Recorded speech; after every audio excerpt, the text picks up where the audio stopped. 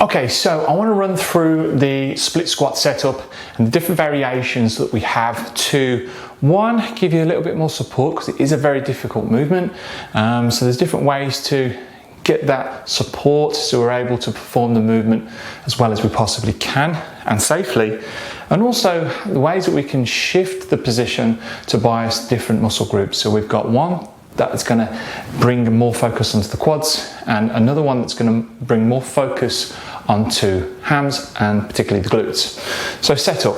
So what I'm looking to do, placing that front foot in front, I want to keep the weight down to the heel to midfoot, my back foot, I'm on my toes, okay? I want to keep everything square. I want to keep everything facing forwards and in line.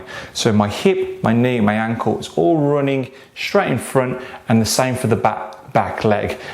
So when I'm coming down, nothing's twisting, I'm not bringing my knee out, everything's following that straightforward pattern.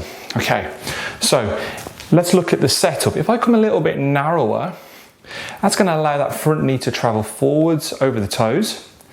And I'm going to feel that a hell of a lot more now in that front quad, okay? Because I've got that knee flexion and that ankle flexion by bringing that back foot a bit more tighter in, a shorter stride position, staying nice and upright there, and I can really drive through that quad and feel it in that quad position.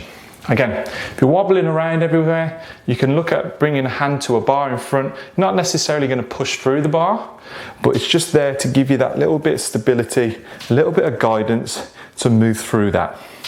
Now in terms of depth, you're looking to go as low as you can control it. So a lot of people say you've got to get that back knee to the floor. Now some of you may not have that mobility or that range of movement, so just go as low as you feel comfortable too.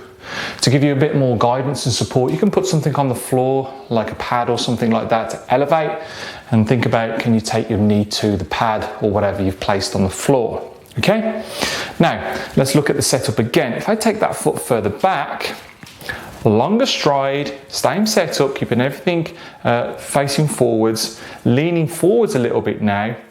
I'm taking the focus off of the quad and a little bit more into that glute position, okay? By leaning forward, I'm getting more extension from my hips and more focus onto the glute. So that left glute now is really being biased a bit more through the movement and more focus on that, okay?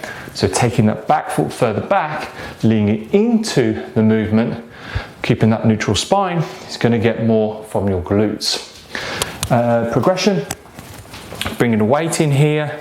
Again, I'm going to use the bar just for support, coming down, controlling, and then driving through that front foot. Is really then going to take that to the next level.